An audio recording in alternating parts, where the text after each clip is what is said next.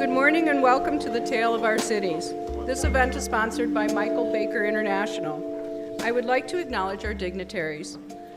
Dearborn Heights Mayor Bill Bazzi, Dearborn Mayor Abdullah Hammoud, Dearborn City Council persons Mike Serini and Leslie Herrick, Dearborn Heights City Council persons Nancy Breyer and Bob Constant. Welcome. It is my pleasure to introduce today's moderator, Aisha Maxwell, manager of the entrepreneurial program at Access Dearborn. Access is one of the most comprehensive Arab American community nonprofit in the United States. With 10 locations and more than 120 programs servicing Metro Detroit, Access offers a wide range of social, economic, health, and educational services to a diverse population. It is my pleasure to welcome Aisha and thank her for moderating today's conversation with our mayors.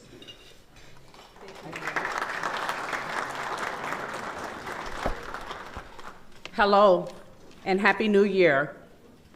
Happy New Year, distinguished guests and fellow members of the Dearborn Area Chamber of Commerce. It is with great enthusiasm and gratitude that I stand before you today as a newly elected board member. I am honored to be a part of an organization that plays a pivotal role in fostering economic growth, collaboration, and community prosperity. The Dearborn Area Chamber of Commerce has a rich history of supporting local businesses, advocating for economic development, and creating a strong network of professionals. As a new board member, I am committed to building on these foundations and working collectively with each of you to ensure continued success and prosperity for our businesses and community. It is now my pleasure to introduce our distinguished guests today for today's discussion on the future of the community of Dearborn and Dearborn Heights. Firstly, we are honored to have Mayor Abdullah Hammoud of the City of Dearborn with us today. Mayor Hammoud has been a dedicated public servant, committed to enhancing the quality of life for Dearborn residents. His visionary leadership has driven the positive change and economic development in our city. And secondly, I'm happy to welcome Mayor Bill Bazzi of Dearborn Heights. Mayor Bazzi's passion for community, well-being, and strategic governance has positioned Dearborn Heights as a dynamic and thriving city. Today, we have the unique opportunity to gain insights from both mayors regarding the future of both communities. So today, let's engage in fruitful discussion, exploring the strategies, challenges, and opportunities that will shape the future landscape of Dearborn, Dearborn Heights, and the coming year.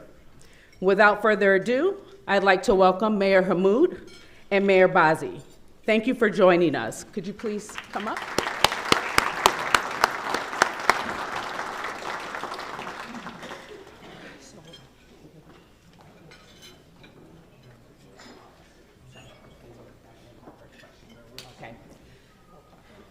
Okay, so this question is for, I'll ask it for you, Mayor Hammoud, and Mayor Bazzi, you can just piggyback.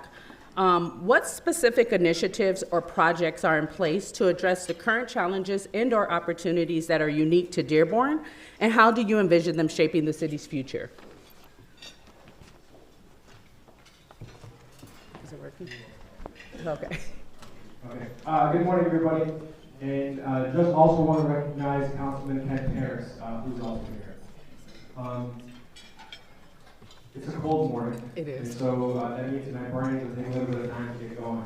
I should jump right into this, and I wasn't ready.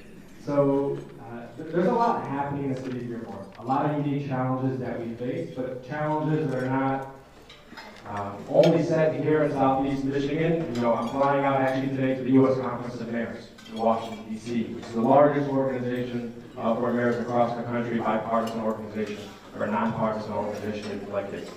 And when we get together, we collectively discuss what issues that we're all tackling, how to recycle some of the ideas that might be working in other parts of the country, and it can be replicated right here, maybe with a twist that applies uniquely to the city of Dearborn. What I can tell you as I look towards 2024 is that there's a lot of unique opportunities that Dearborn has. We were the fastest growing city in the state of Michigan according to the last census. We're the 7th largest city, the 3rd largest school district. We want to continue on that pathway for economic growth.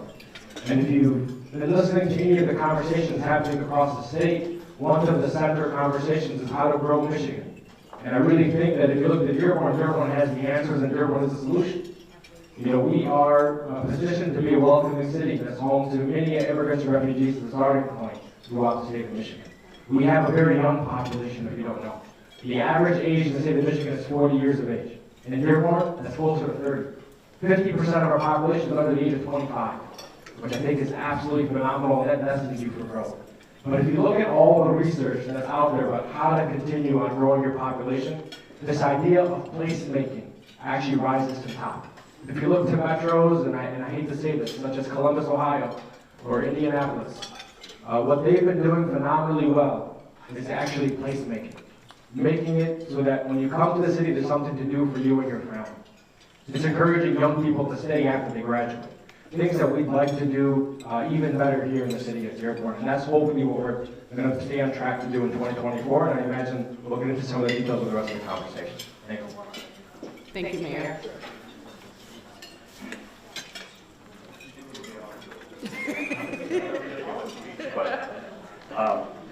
Good morning, everyone. Happy New Year to everyone. And actually, it gave me a little bit of time to talk a little bit more than that. We have a lot of things going on in Dearborn Heights. For the last several years, there's a lot of things that we were subcontracting a lot of the work outside, so companies to do the work. So over the last couple of years actually, we're trying to bring everything in-house. So we brought in our city engineer and our ID we brought in-house thanks to Mayor Hammoud for almost tripling the budget for IT. So we decided to bring it in-house. So we brought in an ID department. So there's also in the last little over a year, the Van Born corridor. We had, for the last probably 2 years or so, 2.5 years, we were working with Taylor, trying to do kind of like a corridor on Van Born to partner with Dearborn Heights. So we came up with an ordinance, and that ordinance did pass both Council, Dearborn Heights, and also Taylor.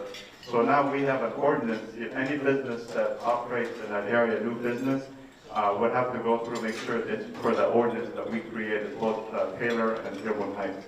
Also, one of the things we're looking at trying to get grants for the businesses on Van Born, how to see if we can get grants, to give businesses some money to improve the aesthetics of that area or their business. So we're working on something with that as well. Also, we're looking at doing another, corridor or even like a DDA, on Warren for now. So still trying to build my team. We have a lot of great things also going on in Dearborn Heights. One of the things is we tighten up on a lot of the ordinances to the city, and we're actually attracting a lot of businesses coming into our city. There's buildings that have been vacant for at least a couple decades that now a lot of businesses, just within the last month and a half, we have 3 businesses that opened up in buildings that have been vacant for years, for over 10 to 15 years. So that's positive. So a lot of businesses are coming into the city of Dearborn Heights. We have a lot of residents that are actually building newer homes in the city, even though we don't have that much properties, but we do have a lot of property that actually city owns. So we're going to probably put those up on auction here shortly, so we have it up for bid. So we're going to try to sell all the properties, commercial, then we have lots, we have also homes that the city owns that we shouldn't. They should go through homeowner occupied or businesses to bring in more revenue, tax revenue to the city. So there's a lot of great things happening, and we have a great team in place. One of the good things is, we're attracting a lot of new talent as well, people that want to work in the city. We have a lot of, I know a lot of police departments that have issues bringing police officers into the city. We have a lot of applicants. We've been hiring a lot of police officers also. Awesome, thank you. In the context of economic development, how are equity and inclusion principles guiding decision-making and initiatives within Dearborn and Dearborn Heights? Thank you for that question. It feels like I'm always debating Bill Bazzi. Election's not for a few more years. You know, we did something different. When we came into office, and if you're a small business owner, and you know, many of the faces you are, your interactions with Dearborn were basically you walked in, you got your CFO, we gave you a high five, and we said, we'll see you never again. That was pretty much the extent of the relationship that you had with economic development. It was more painful than anything. It was somebody showing up to let you know that you didn't pull the right permit, or the work that your contractor had done was subpar, and we're going to request these 25 things at the first inspection, then change that list on you at the second inspection and tell you that you didn't do everything we asked for. We actually now hired a team of business liaisons. These liaisons actually go out and they're tasked with visiting a number of businesses each and every single week. And the last year alone visited over 1,000 businesses across the city of Dearborn. And their goal is to listen to those business owners, to ask them, what would it take for you to expand? What grant do you need to help improve? Maybe it's a facade improvement grant, to what Mayor Bill Bazzi spoke to. Maybe it's a grant to help move in your grease trap, rather than it being outdoors and being a source of food for vermin and rats. Let's try to get you a grant to move that indoors and improve the aesthetics outside the parking lot. Maybe you're looking for a second location and not sure where to go. We have some land that we own, or we can work with fellow business owners that own some of the parcels that you're interested in. And that really drives the equity equation across the city of Dearborn. When we're sitting at the table of the business owner, rather than having them come to us, we're going to them and asking them, what more would you like out of your city government? If you look at the events that we hosted over the last year, from Ramadan nights to the summer market, we also had record turnout. I mean, over 1 month throughout the Ramadan nights event, we saw over 50,000 people come through our downtown West Dearborn because of that event. If we look at the success of our restaurant week, in this last year, we had record participation in Restaurant Week. Over 50 restaurants participated, and we began to measure the data. In that 1 week alone, because of the social media efforts of this business liaison team, on average, those restaurant owners saw an over 25% increase in revenue for that week.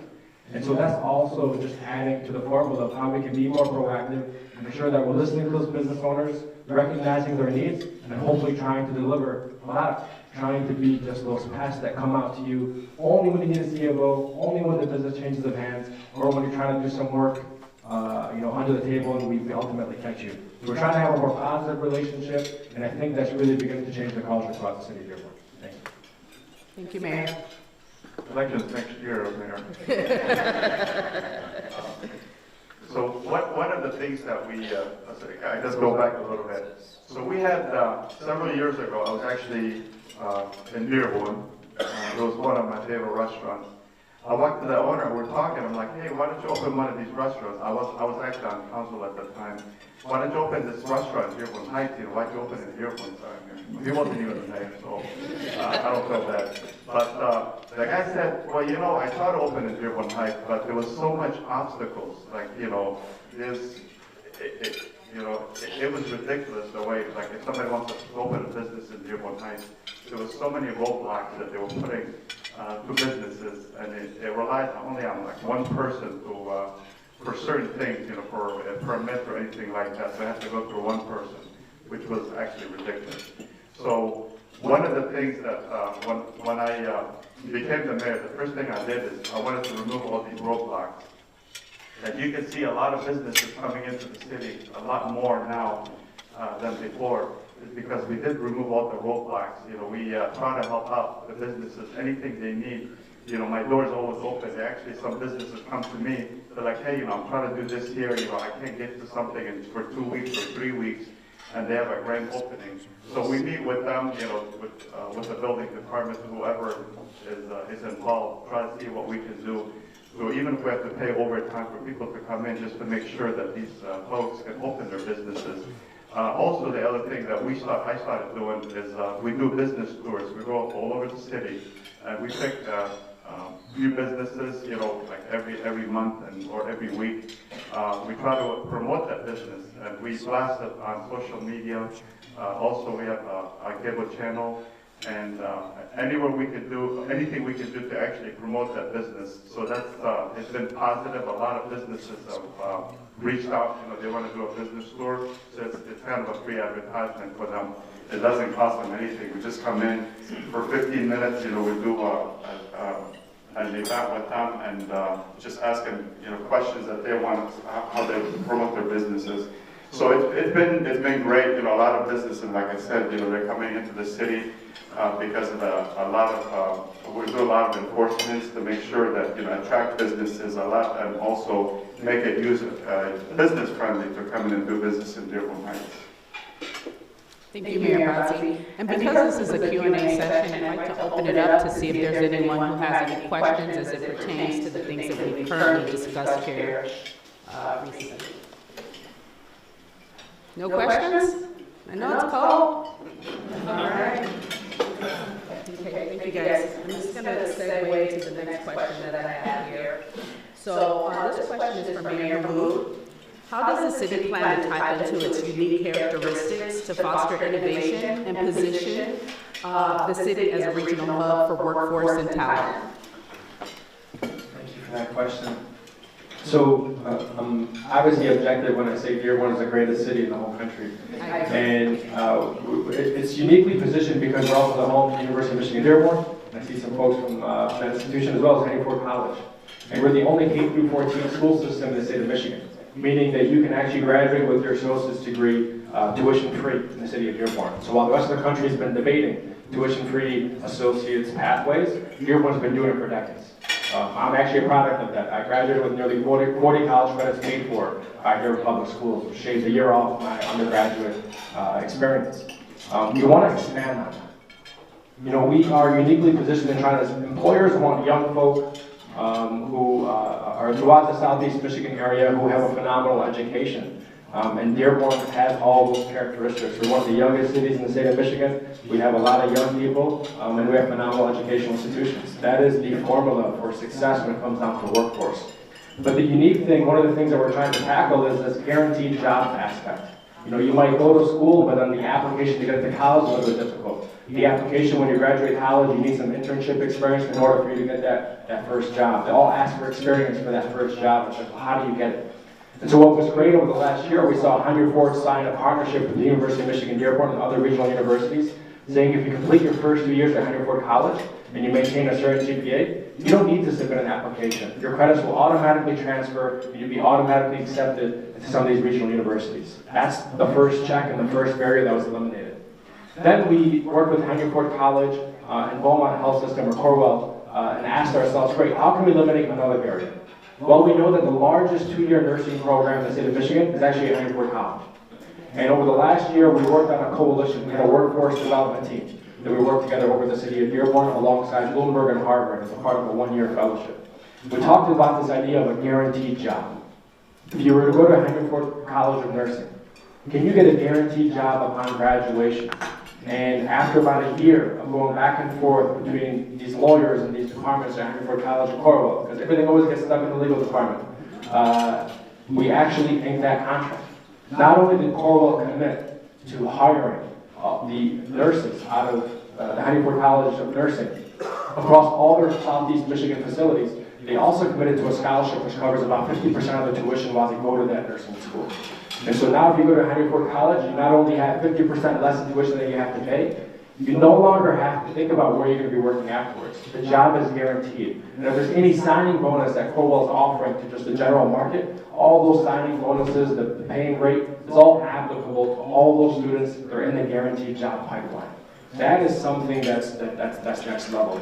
Now we want to replicate this across industries.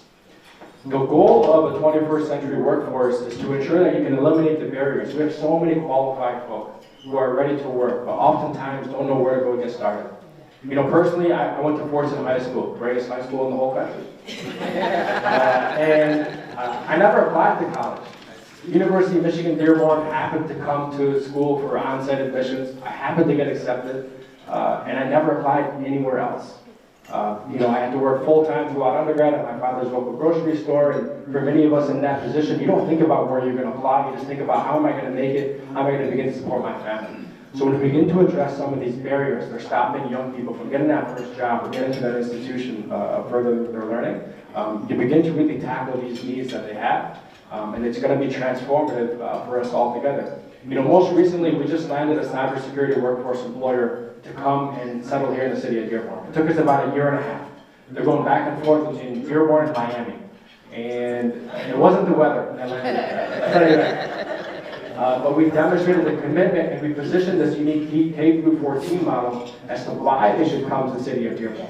And so with help of the state of Michigan, they actually took a building which we'll be announcing soon, but they're projected to have about 1,000 employees over the next 5 years. And with it, they want to launch a workforce development program, a cybersecurity workforce program through our K through 14 system, even K through 16 system, so that the folks that are being trained right here in Dearborn will also have a guaranteed job with them right at the new headquarters that they're establishing in the city of Dearborn. That's how we begin to improve our workforce development pipelines. Thank you. Thank you, Mayor. That's very awesome, considering that cybersecurity is one of the leading career pathways for people right now today, with starting salaries of at least $80,000 to begin. So that's amazing. Mayor Bazzi, I have a quick question for you. What strategies are being implemented to strengthen community engagement and address the diverse needs of Dearborn Heights residents? It's actually, our city is kind of unique. You know, we have just the way it's shaped. You know, we border several cities, and also a lot of people in the past, which I don't like when they consider like north, south, you know, east, west. You know, for the past so many years, that's the way they refer to the city is, you know, north end, south end, which is, I hate using that. Even sometimes it's brought up at council meetings. So one of the things that I try to do, you know, especially with my administration, is you know, the city of Dearborn Heights is one city, it's one community, and we make sure that anytime there's an issue on either side of the town or anywhere in the city of Dearborn Heights, you know, all the residents are, you know, everybody's treated equally. And also, you know, what we did recently, we had. Again, you know, we didn't really have an IT department, you know, so we were so far behind on IT services that we created with a new IT director, we created a site that any resident can actually go in, and any concern that they have, actually we used that a lot this weekend, you know, from the storm. We made sure that any residents that has an issue, we blasted it, that hey, you know, go, and because, you know, nobody's working, you know, on the weekend.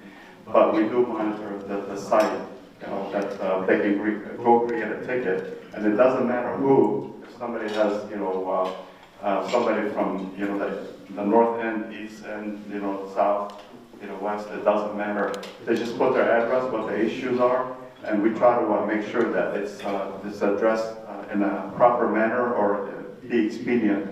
So that's one of the things we're trying to do, is make sure that all the residents know that, you know, we're here for them. It doesn't matter who they are, and make sure that you know, again, you know, everybody's treated equally, because that's one of the things that I've seen or I've heard, you know, when I was knocking on doors back in 2017 when I ran for council. That's some of the issues that I was hearing a lot. That hey, the previous administration, you know, doesn't treat us well, or you know, they don't listen to us. So I make sure that anytime that we need something, you know, we always go and address the whole, you know, the whole city. And one of the things that people on near the Ecorse Creek, you know, that's what the biggest issues we're having in the city is, you know, flooding. I know Dearborn has had the issue several years ago as well, but Dearborn Heights has had the issue for years, probably 60 years or so. So one of the things we're trying to do is, it was never addressed, you know, and some of the residents always say like, hey, you know, we hear you guys talking, but nothing's being done. So we are doing stuff about it right now. So we're applying for a lot of grants, and that's one of the things that I wanted to go over. You know, we have a lot of grants for both the Ecorse Creek and also for the Rouge, you know, both watersheds.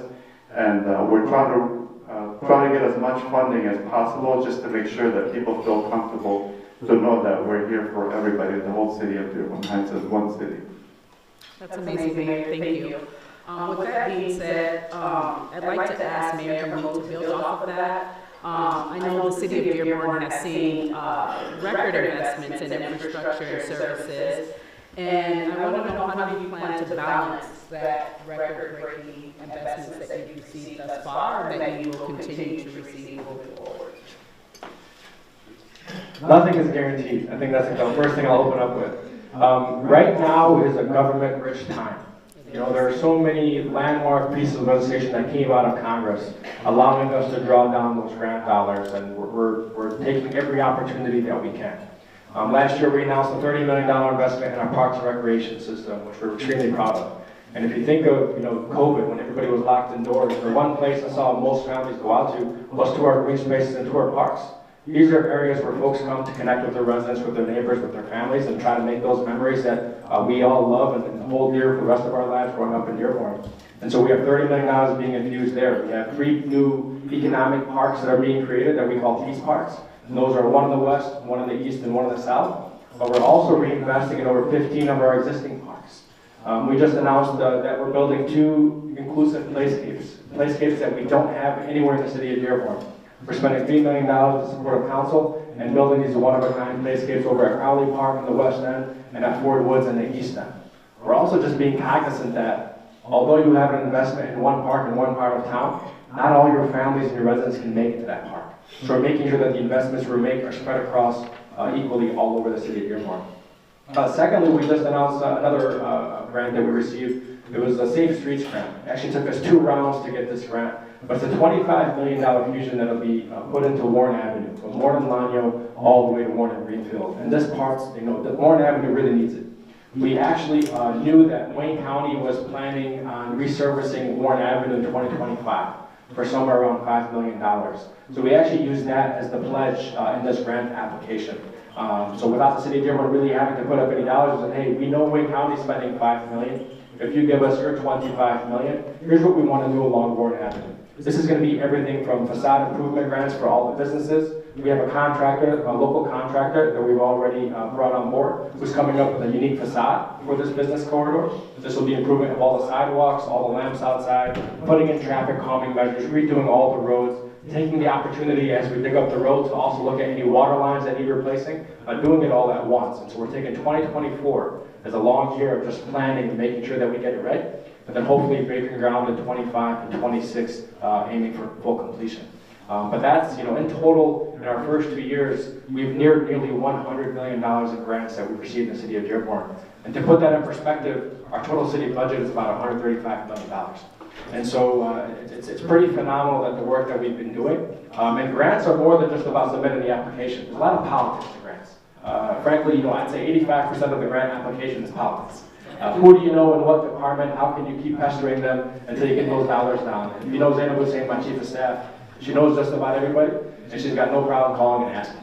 So anything that she's good at asking for something for the city of Dearborn, and we've been pretty blessed in receiving those dollars now. As it pertains to how you move forward and sustain such investments, one of the big things is just ensuring you have a balanced budget. When we came in, we had lost the operating millage, supplemental operating millage of the city of Dearborn, which took off nearly $20 million in revenue. Then you also had the post-COVID valuation of office space. If you were paying $40 a square foot, you knew your office space wasn't worth $40. So everybody submitted reassessing what their office space is worth. And we lost almost another $10 million out of the city budget just from reassessing, and those businesses had the right to do that. And so when you have a $30 million deficit, you really have to restructure the way the city does business in order for you to sustain itself, just like your house budget. If the income that you're bringing home is less than the expenses that you have, you're not going to make it. You can't keep drawing out of your savings. At some point, it's going to run out. And so we're proud that in the last budget cycle, we passed the first structurally balanced budget in 20 years in the city of Dearborn. We're 100% making all of our payments for our retirees, retiree health care, our pension obligations, but also all the expenses that we have coming in. And that's something that had not been done ever before. This is the 3rd year in a row, God willing, we'll be presenting a budget. We're 100% paying our obligation on retiree health care and on pensions. That had never been done before. And so not only are we keeping our promises to retirees, we're also keeping our promises to our city employees and to our residents. That the investments we're making, the services that we're offering, we also have a pathway to ensure that they're balanced and that they're sustained, not only for our generation, but God willing for generations to come. Amazing. Thank you, Mayor. I'd like to open it up to see if anyone has any questions. Anyone? Thank you. I do. My family lives in the 48126 zip code, and if anybody here knows, it's the most expensive zip code when it comes to insurances, for car insurances and anything of that sort. Is there anything that the city can do, has done, plans on doing in order to alleviate some of that? Thank you for the easy question. Well, there's no questions, Saturday. My mom's an insurance agent, if you don't know, so I get this question, like 12 times a day. What am I doing to help insurance rates? The reality is a lot of it is controlled in the state of Michigan. There's a mathematical formula that's permitted, and insurance companies can use. One of the things working against us in 48126 is, claims tend to be higher than normal in 48126. And then also the cost of to repair the damage tends to be higher than normal also, if you look at the claims data specifically. And so those are some of the unique things that we have to try to address. We tried eliminating in my time as state representative the ability to kind of rate based on zip code. And so when you eliminate that, though, insurance companies try to think of new geographic territories that they can rate by, whether it's census tract or geographic region that they ultimately create using your credit score or your sex or whatever it might be. A number of factors that you would never think actually apply to your ability to drive, but insurance companies try to statistically prove that, oh, this makes a difference. And so we're working closely with our state legislators to see what other reforms are possible. One of the big things is, auto thefts have been on the climb across the country. Largely because we've had some manufacturing issues with you're driving a Kia or Hyundai. We've had some issues with some locals. And what we're trying to do is ensure that if those vehicles are stolen in that zip code on corporate lots or at manufacturing lots, that should not impact the rates for the residents who live in that neighborhood. So if a car is stolen off a Dodge lot in 48126, I'm not going to throw any local guy under the bus, those Dodge vehicles stolen off that corporate lot should not impact the rates in that neighborhood. That's one of the big things that we're advocating for right now in the state of Michigan, trying to see if we can get that changed. But it really is a state issue. We're doing our best to make sure that car accidents are down. That also helps. And so over the last year, enforcement has been drastically up. We saw an increase of about 100% in speeding and reckless driving tickets. We have a zero tolerance policy at reckless driving. We'll actually tow your vehicle right away. And we saw car accidents come down in the double digits. And if you're able to sustain that, then hopefully you can also sustain some rate reductions, God willing. And so we'll do what we can on our part. But also these young drivers, it is, your 16-year-old don't need a Dodge Challenger. Your 16-year-old don't need a Dodge Charger. Thank God they stopped making them. There's a Ford C-Max. If you've never seen it, it's beautiful. It's like 60 horsepower. Highly recommended for your children. It's safe. But it's it really starts at home also. People always ask, are you giving enough speeding and reckless driving tickets? I say, listen, we give them. It's a double-edged sword. We're happy to be continually ticketing 100% up every single year. But when your neighbor has points on their record, it's damaging the rating for the whole zip code. Just understand that. And so I'm more than happy to ticket your neighbor's son, who's an asshole every morning. But when he gets those 4 to 6 points on his record, your insurance rate's going to go up 4 to 6 points. And so that's the other thing that we have to be cognizant of. So when we say we really need families to help us out in this problem, we really mean it, because it is a community impact on the entirety of how we help to hopefully improve insurance rates. And then part of this is just corporate greed. I can't say anything about that. Insurance companies, if you dig into it, actually act like banks. They don't make money off your rates. They make money off taking your dollars and investing those dollars and generating a return on it. And so we need some structural change over in Lansing, and God willing, we'll keep advocating for it. Thank you. Thank you, Mayor Hammoud. Any additional questions? Please. Thank you. What initiatives are in place to address environmental sustainability and combat climate change locally? What city? Dearborn has the most pollution, not Dearborn Heights. We have the most manufacturing in Dearborn Heights, not Dearborn Heights, but for us, one of the things for environmental that we're having issues. We talked about that several years ago. Is the Ecorse Creek, it was not monitored, and the flow, the water, and the stuff that was. I've heard I've seen mattresses actually that was dumped in the Ecorse Creek. And one of the things that, I'm on the board for the city's initiative for the Great Lakes Water Authority. And one of the things that we talked about for the last 3 years, on the board is flooding, the flooding issue. One of the things that I brought back, actually Ecorse Creek, nobody even knew what Ecorse Creek was. When you're on the, when you go to these conferences, you got about 350 mayors, every mayor around the Great Lakes, from every state and also from Canada. And one of the things that I brought forward, and since then actually it's gained momentum. They actually, people from Washington D.C. came to Michigan, to Dearborn Heights for a meeting. And last month they came again. We had a meeting with the downriver community to address the Ecorse Creek. And one of the biggest issues we have when we say environmental is stuff that goes through, when you get a flood, your home's flood or your garage flood, what goes in your garage, storages. You have your paint cans, you have a lot of toxic chemicals that you store in your garage. And guess what? When it's flood, it goes down the creek, either the creek, the Ecorse Creek or the Rouge River. So that's some of the stuff that we're working on. This is a very serious issue, especially when they talk about, contamination into the lake, because, the creeks both flow into the lakes. So we're actually trying to address that issue from on a national level, both the U.S. and also Canada. So we have an initiative right now to address that. So there's a company called Stantec that actually took the, they have an initiative right now to see what we can do to clean up, to make sure that we don't have flooding, because flooding is a huge issue to the environment. You think, oh, it's just fresh water coming to the creek, but you don't know what's coming with the water, from the homes or the garages. So one of the things that we're trying to do is, one thing that's been talked about for probably the last 30, 40 years is a retention detention basin. It's going to be on Powers and Easter area. That needs to be an old incendiary. So the Army Corps of Engineers right now, we have money. Don't use the word study. Nobody likes the word study in Dearborn Heights. So we have a design, we're in a design phase right now, trying to design, the Army Corps of Engineers is doing a design for a detention basin. It's going to be an old incendiary. It's going to be roughly about $25 to $30 million project. And that's something we need to, we're working on a grant trying to get money funded so the city is not paying for it or it's not coming from taxpayers' money.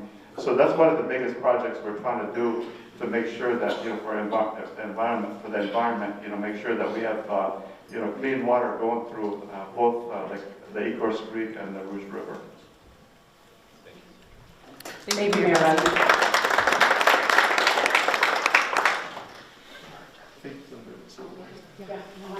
Yes, please.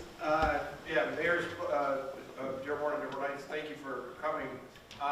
Any discussion or about our new grant that we've got for our water meters in Dearborn Heights, thanks to our great city engineer, Ali D.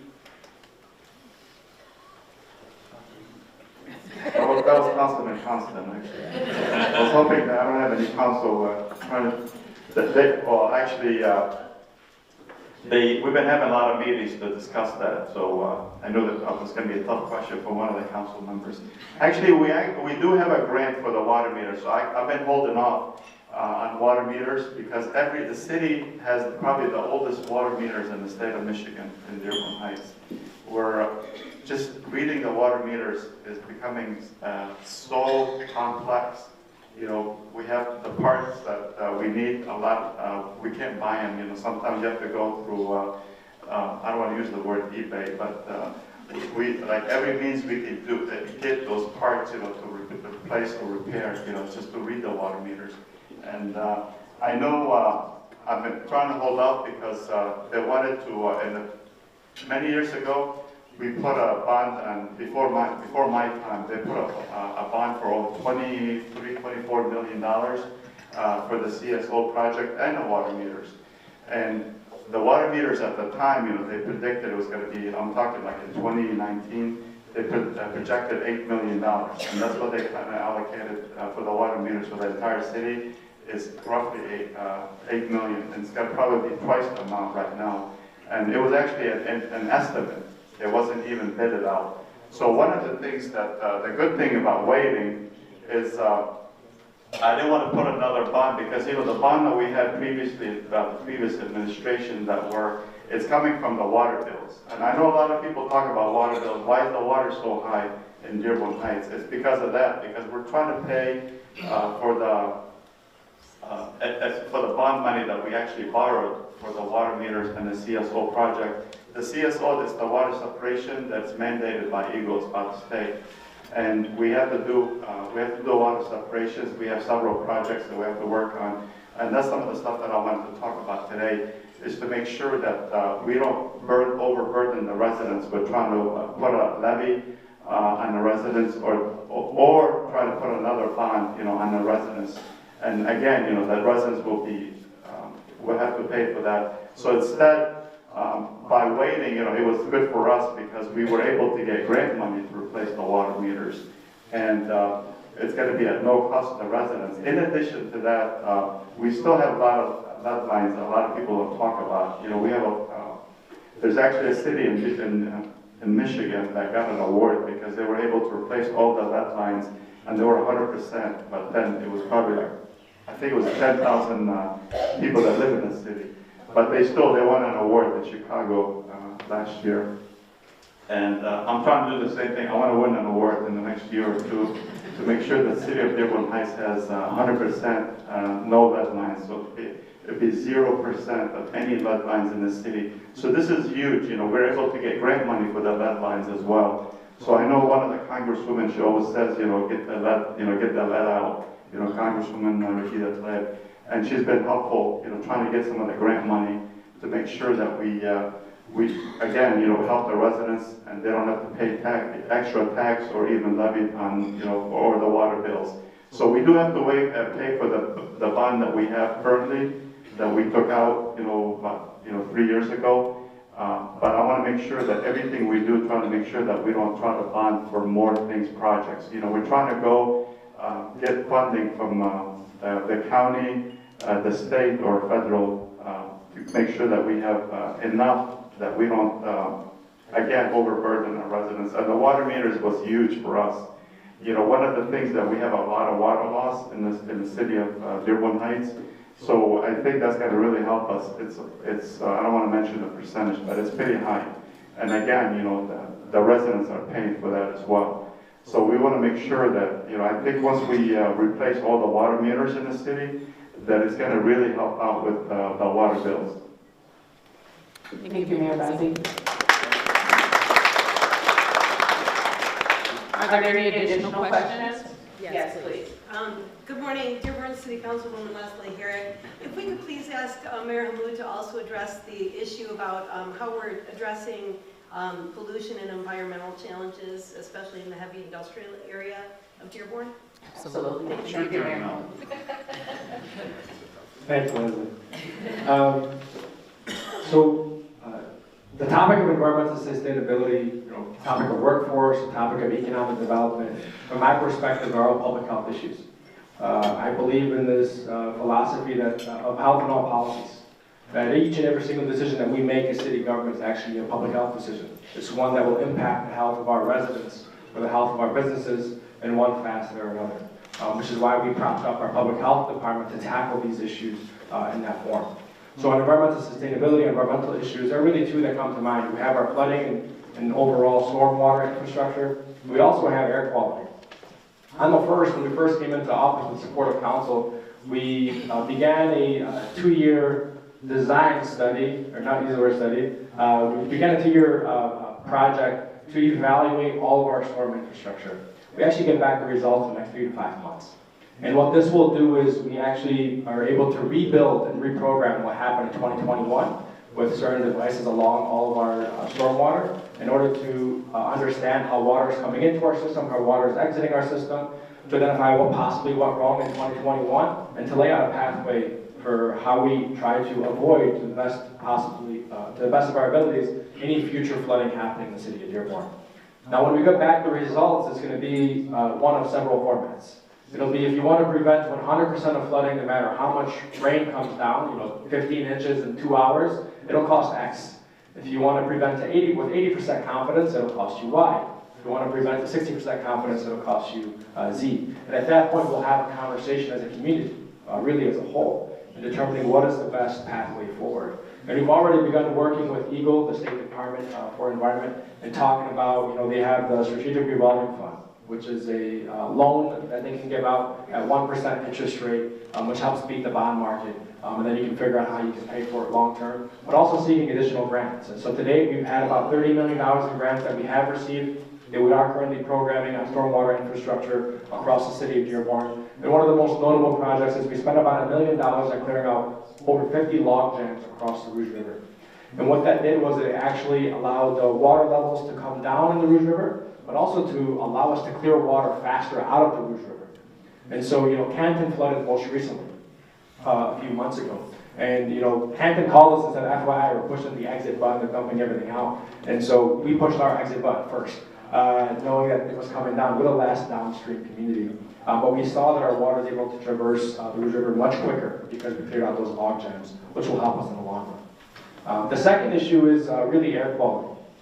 A thing called fugitive dust, if you're not familiar with it. It's basically, if you're driving through the South End, if you just wash your brand new vehicle, it'll be covered in soot by the time you leave. Because you have fugitive dust from these stockpiles of substances all over these factories, and it's an industrial hub. The reality is there's little that the city can do as it pertains to issues that go through state permitting. When I was a state legislator, we advocated for a tougher permitting.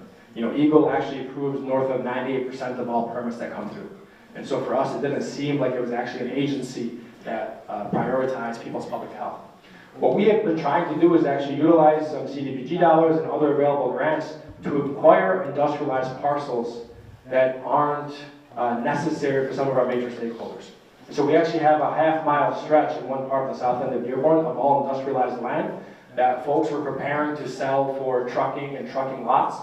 And just a fun fact, mobile truck traffic pollution is actually not measured by the state of Michigan. And so when you have all these 16-wheelers coming through your neighborhoods, coming alongside your roads, the pollution that they are emitting is not regulated by the state of Michigan. And that's actually one of the largest sources of pollution that we have near our neighborhoods. So we began to acquire all these industrialized parcels, the city of Dearborn did. And we're working with our public health department and our planners to establish what we call a green belt. We're going to de-industrialize these parcels through our zoning process. We're going to establish a conservation parcel definition, and it'll be a green belt. And so we'll build it out to help reduce air quality, help improve air quality, and also improve the noise quality for those residential neighborhoods in the area. That's one of the things that we're using. Second, there's a track out ordinance that was passed in 2019, something I advocated for then as a state rep. Track out, if you're not familiar with it, when a truck leaves an industrial parcel, it begins to bring all that debris with it onto the roadway. And so if you're driving on like Wyoming and Southern, it's one of the most polluted roads that you can come down anytime between 9 and 5. And residents absolutely hate it. And so we've actually been enforcing this fairly strictly. We shut down one company, stripped them of their CFO because of how poor their track out management was, going against all the ordinances.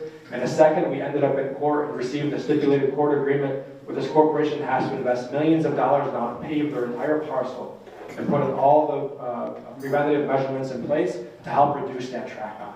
That's how you begin to tackle this issue from a local municipal level. You really have to be heavy-handed, unfortunately, but my perspective, being good corporate citizens within the city of Dearborn, means you want to be a good neighbor to those residents that have to breathe that air each and every single day. And so we're tackling it with all the tools that we have. And lastly, I'll bring up, we have a new ordinance coming forward called the bulk storage ordinance. Sometimes when you drive through the south end, you'll see these stockpiles that, are north of 50 feet high. We're actually trying to bring that down to 25 feet. All the data tells you that if a stockpile is about 25 feet or less, and you have the appropriate tools on that parcel, you can actually limit how much fugitive dust is emitted off that parcel. So we're going to bring that down to 25 feet. And then secondly, there are certain compounds that should not be housed outdoors. Things like packed coke, things like metallurgical coke. which are actually fairly dangerous to anybody who's going to inhale it if immediately dust comes across your parcel. So we're going to require that those types of substances have to be stored indoors, which currently does not happen. So we think those two major changes will also help improve drastically the public health and the environmental sustainability in the city of Dearborn. So it'll take time. It's a little bit more heavy-handed in nature, but these are the tools that local governments have. We're not the state permitting authority. We don't have that regulation before us. We work closely with our state legislators, but we do what we have with the resources that we got. Thank you.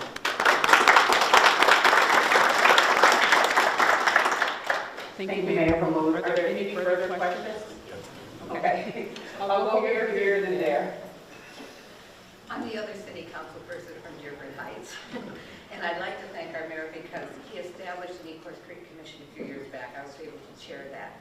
And I do have some good news. Because of our mayor, our new city engineer, and our CBDG department, we do have a list of 16 homes along the Ecorse Creek that are being asked if they're ready to sell their homes. And FEMA is going to pay 90% of the cost. We only have to pay 10 from our city. If anybody wants to check for a neighbor and see if they're on the list. But thank you again, Mayor. We are doing something. Go ahead, Mayor Bazzi. So one of the things when I took office, I walked some neighborhoods. I wore two shoes, good shoes. Just walking into neighborhoods. I was really fascinated by just residents, what they have to say. And one of the things that the residents around the Ecorse Creek were saying, basically, they just wanted to move out of the home. They can't sell their homes. And we started working with the state, federal, trying to buy some of these homes, trying to get grants, FEMA grants. And we were able to get several grants in the past few years. And what we're doing is we're buying these homes and we're tearing them down.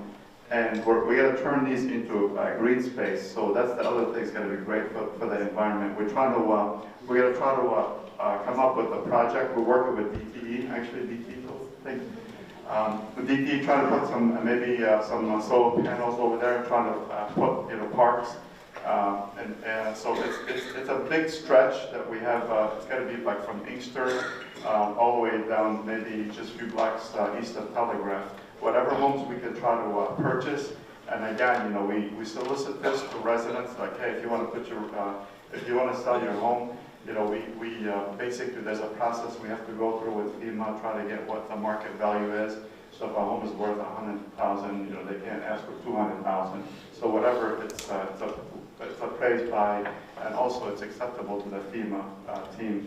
So we do have a team in place to make sure that we try to get some of these homes, to purchase these homes.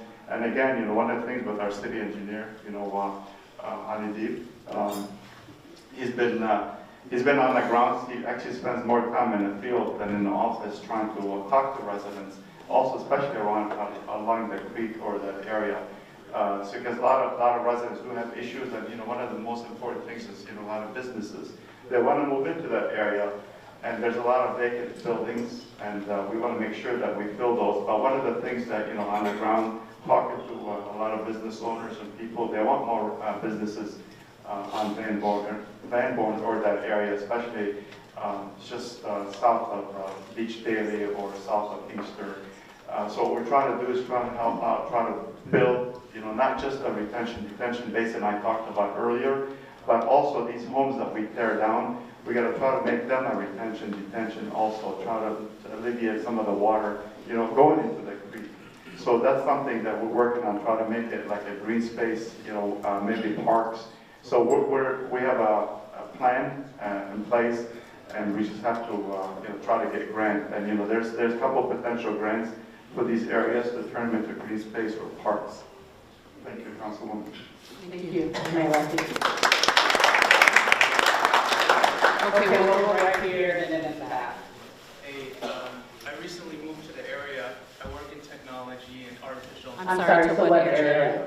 Dearborn Heights, Okay. right on Rose Street. Welcome. Thank you. So do you guys think about artificial intelligence? I'm seeing data, right? It's poised to increase productivity by 80% across all industries. $3 to $4 trillion of opportunity. And I was just thinking about that IT department and access to information. and using artificial intelligence for that. So do you think like that? Is that in your strategy or not? Actually, Or do you need help? And I'm ready to help. give me a resume. But you know, one of the things, so you know, I'm an aeronautical engineer, so I have my master's degree in aeronautical engineering, and so many years ago, when I did get my degree, actually I used to work for Boeing aircraft company, and I remember about 20-some years ago when I worked for Boeing, you know, we were able to build an airplane that actually can fly itself. But guess what? A lot of airlines, they want to buy an airplane that has no pilot in it. So we had the technology more than almost like 25, 30 years ago to do that. Especially, I was in the military, even in the military, we're able to do that as well.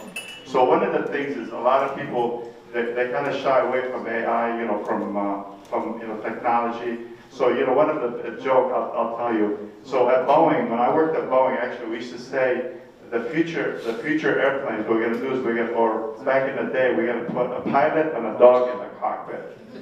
So they're like, okay, well, what is the pilot and, you know, what is the dog in the cockpit for? Well, the dog will actually bite the pilot if he touches any of the controls. So then they said, what is the pilot's job? Well, his job is to feed the dog.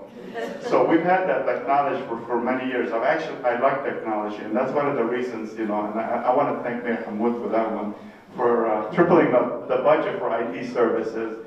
And so we have an amazing IT director, and he's trying to build that department, but I'd like to get your information, you know, anything with AI, you know, anything like, I mean, I'm for it, you know, I like technology, and that's some of the stuff that we're changing in the city of Dearborn Heights. A lot of things that we want to go through, and it's going to be a lot of, you know, like I said, you know, AI also try to see what the residents, do some training also.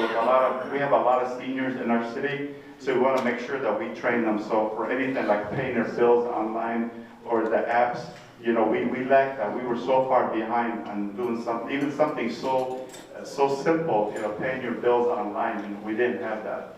So we're trying to move into that direction, you know, just to make sure, especially like today, nobody wants to come in, pull a permit, or pay their taxes or pay their water bill. They can just go through and just do everything online or their app or something that we can come up with. But again, you know, we do need to train a lot of our residents. You know, like my mom is, for example, I can tell her how to retrieve a message, you know, and like 4 or 5 times, you know, then I have to keep, you know, because, you know, they just don't know. And so this is something I want to try to come up with, you know, for our seniors, to make sure they have something that's going to be easy to use, you know, something that, you know, that they can make their life a lot simpler. So I do appreciate that question, and I'm willing to listen if you have something, especially a Dearborn Heights question.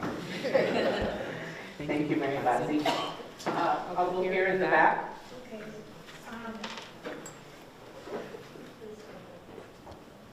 Wanda Eunice. This morning on the radio, I heard where the city of Dearborn has signed a contract with Orkin to eliminate the rats that go into the sewers. And is that a fact? What's going on? Yeah, so it's a part of our subterranean strategy, and so I'll open up by saying it's entirely safe. And so, you know, if you have rats in a city, you don't have a rat problem, you have a food source problem. Rats are eating something that's welcoming them into the community. And if you know anything about Dearborn, we have the best food in the whole country. And so you probably have the rats with the greatest palate in the whole country. And so we've begun to do a few things. You know, luckily the top 50 rat list came out. Dearborn's not on it. I'll put that out there. But we want to be proactive in our strategy. So last year we did a small pilot. We took like 100 manholes and we did some rodenticide, basically warfarin that goes down those manholes and it stays above the water line. These are sewer lines, not any of our drinking water lines. And rats tend to eat it. You know, they go to our sewers in the cold weather. They're not above the ground. They tend to eat it, and then in a matter of 1 to 3 days, they die. Hopefully, that's the plan. But we have like a multifaceted strategy. So we saw some small progress with this pilot. We said let's expand it to all corners of the city this year, and then measure come in the spring the number of rat sightings that we have relative to last year's data. I know more about rats than I possibly want.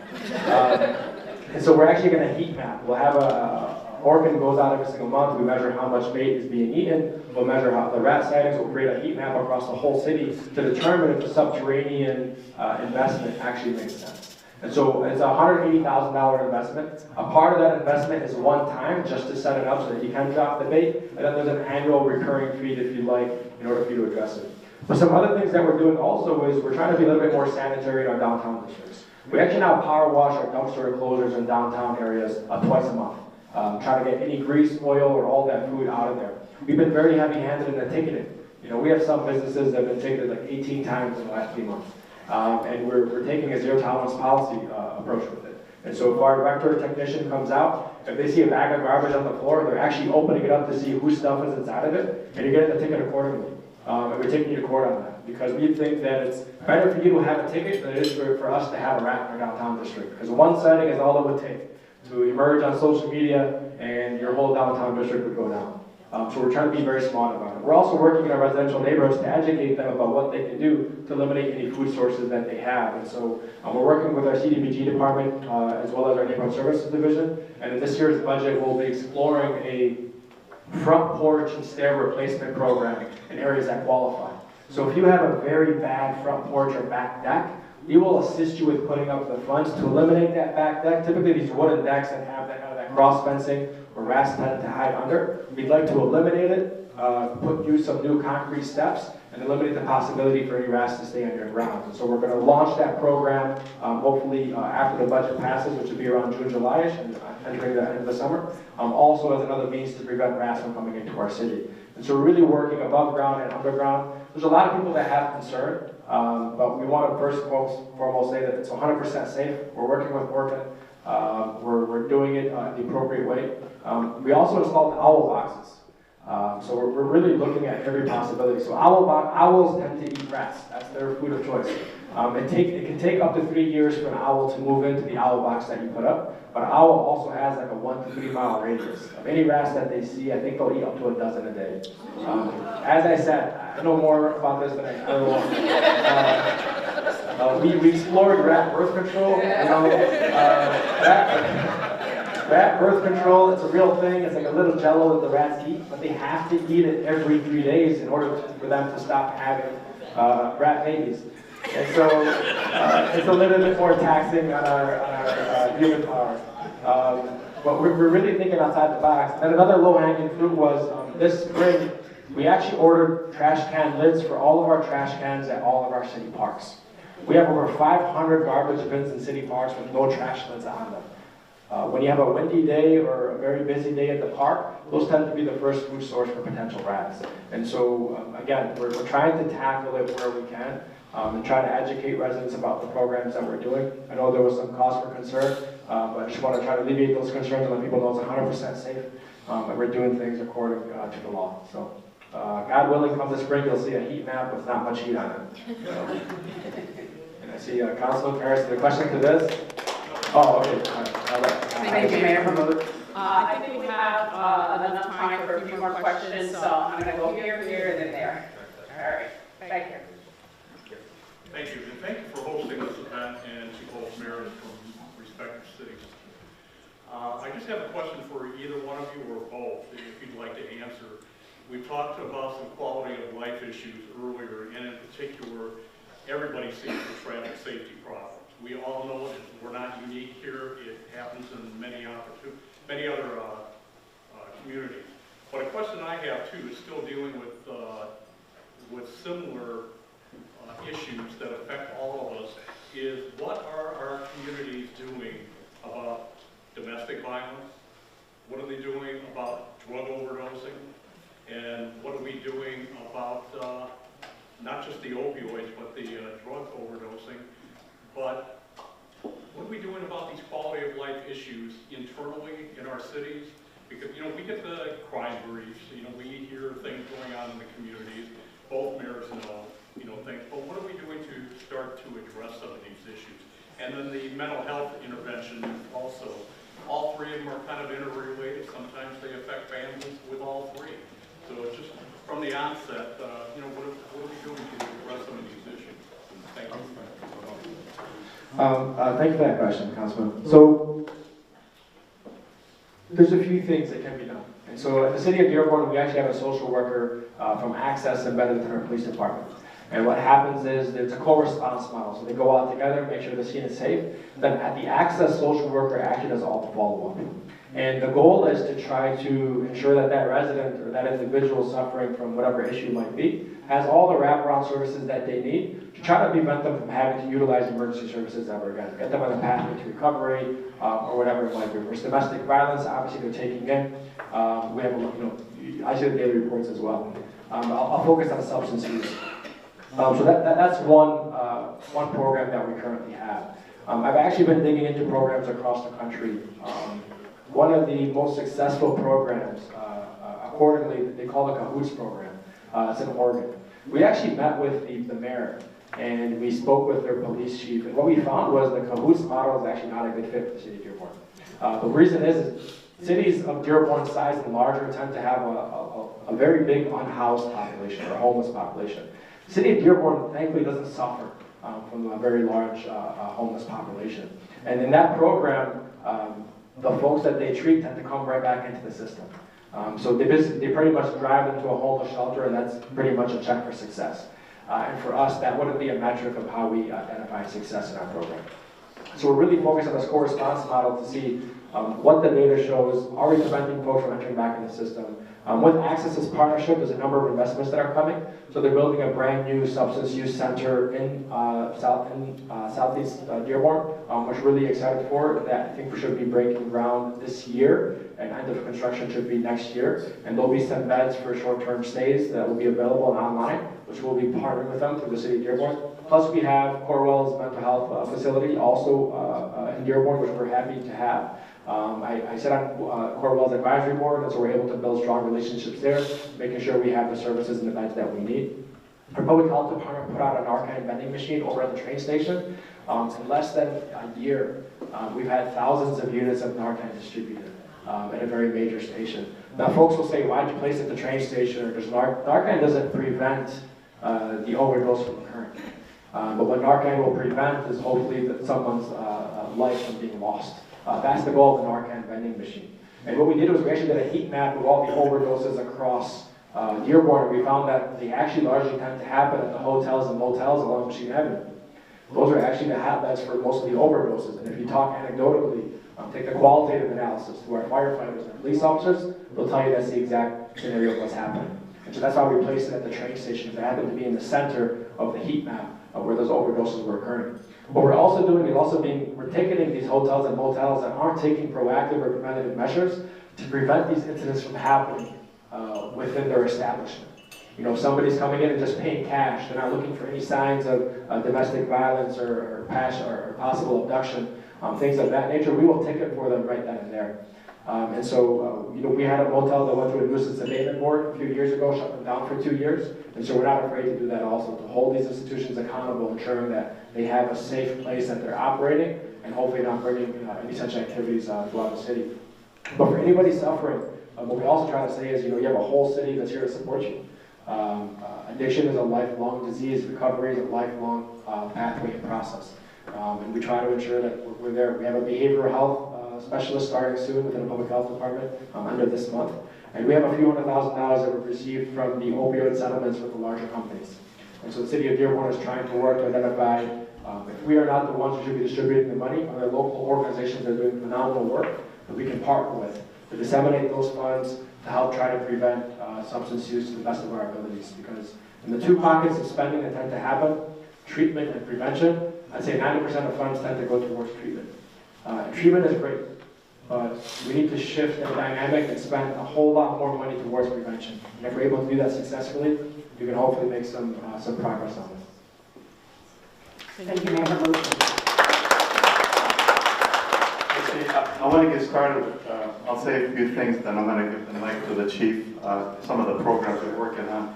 I can tell you for the last several years, you know, when I was on the ground working with a lot of residents, you know, with students from different schools also, and, you know, opioid is a serious issue in our city as well.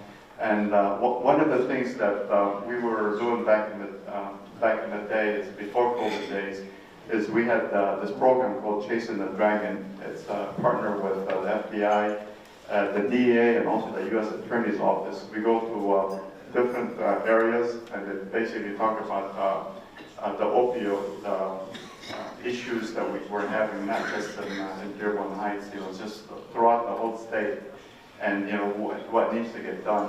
So one of the things that I did is part of the try to reorganize the city, because again, you have to adjust to what the residents want.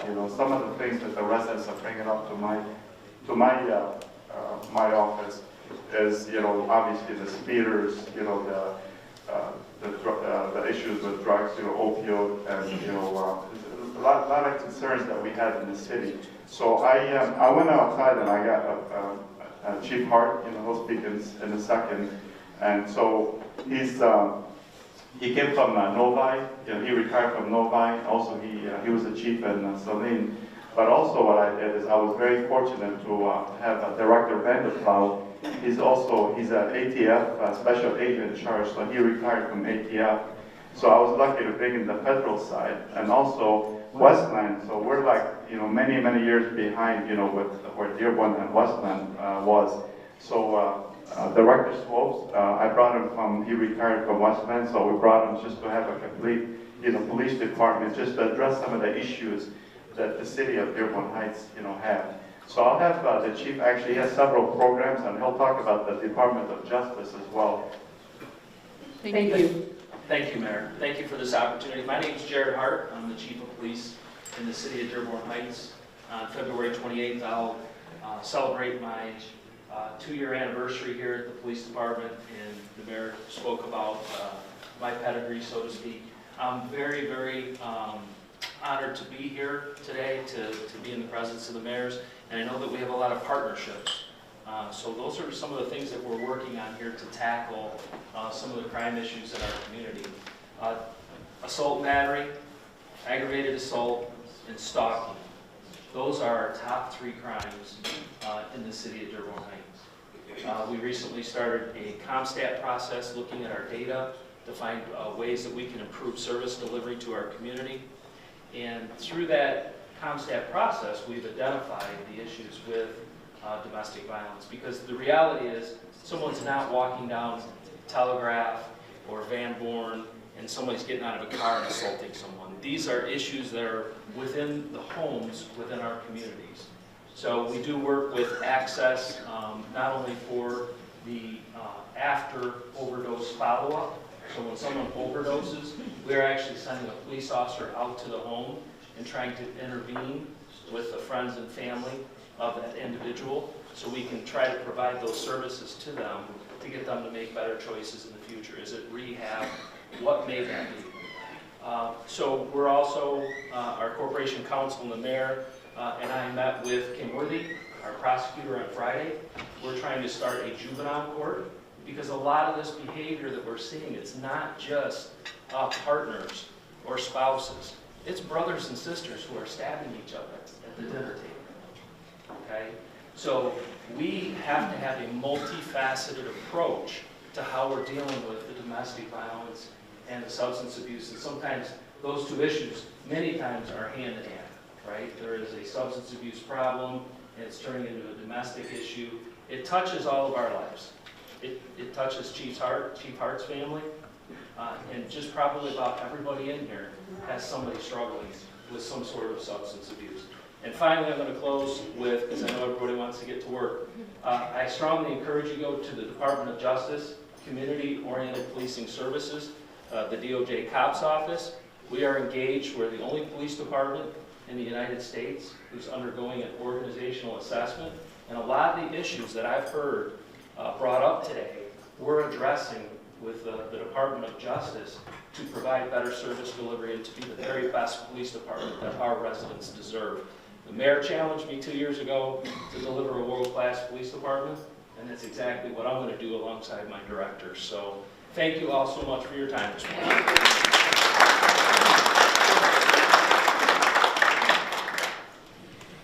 Thank you so much. In the effort of respecting everyone's time and getting everyone back home safe and sound, I want to take the time to thank you for the opportunity to serve, and I look forward to working closely with you all in this exciting journey. Thank you, Mayor Bazzi and Mayor Hammoud, for your time today. Maureen, I'd like to turn it over to you for any closing remarks, and I'm going to sit down.